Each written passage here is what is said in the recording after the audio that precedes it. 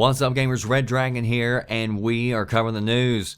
So, some major shakeups going on at Sony. Now, last week I told you that, of course, Sony is getting ready to post up some pretty big losses for the financial year, and we are coming upon the close of the financial year, and so that's why I was reporting all this, because there is a possibility that this all could be linked. There's a possibility that it's not, but it is kind of strange that all of this is happening. So last week I told you that Sony is closing down, of course, 60% of their stores in the US. They just canceled a brand new AAA IP that was being made by a veteran in the gaming industry. It was supposed to be coming out to the PlayStation 4. They axed the project. They also axed close to 50 developers out of their Santa Monica studios. Now this week we're learning that Amy Hennig, one of the lead writers at Naughty Dog, she's been with them writing stories for Uncharted like close to a decade now. She's been called one of the most powerful women in the gaming industry. She is leaving, and nobody knows exactly why. Now, IGN had reported earlier this week that some of the developers there had actually forced her out, but if you go read the stories on VGN, I've got a story up tonight, Naughty Dog has actually posted an official statement.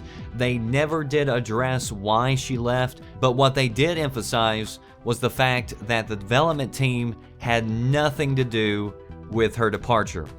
So anyway, that went down earlier this week, and then today, probably the biggest news is that Sony America CEO Jack Tretton, a lot of PlayStation fans love him. He's the guy that you see up on stage at E3 a lot of times. He's one of the few people who can actually deliver at these conferences. Have you ever noticed that a lot of times during like E3 or whatever, these people are usually just god-awful at delivering speeches or giving demonstrations. But Jack actually had some charisma about him. He actually had some life, and he was one of the few that could get up there and actually deliver.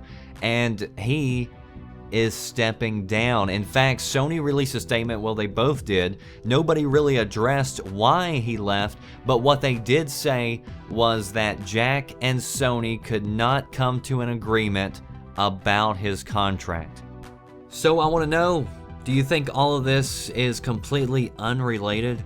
Or do you think maybe there's possibly a connection having to do with Sony's restructuring?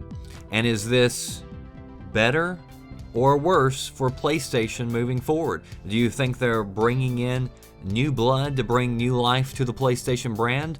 Or are they cutting off some arteries that have given life to the PlayStation brand?